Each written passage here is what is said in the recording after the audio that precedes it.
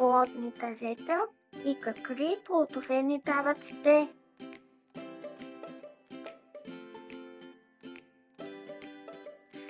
Това са ябълкови дървета. Те ни дават плодовете, наречени ябълки. Това е ябълка. Плод ябълка.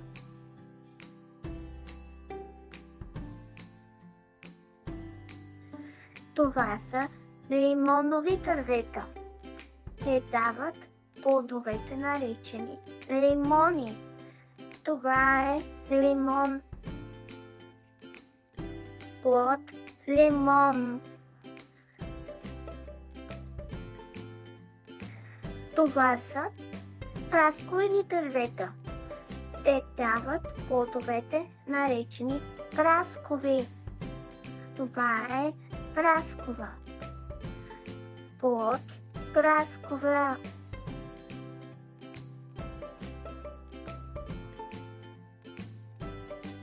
Това са нарови дървета.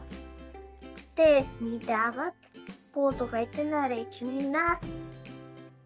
Това е нар. Плод нар.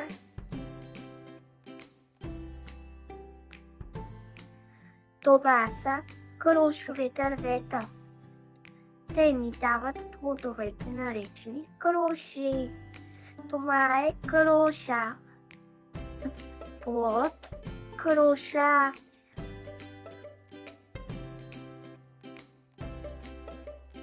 Това са портокалови дървета.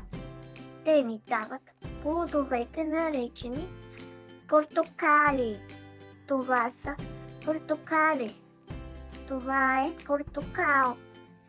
Плод портокал. Това са мангови дървета.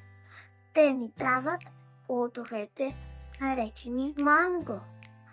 Това е манго. Плод манго. Бояма, да си умен е яко.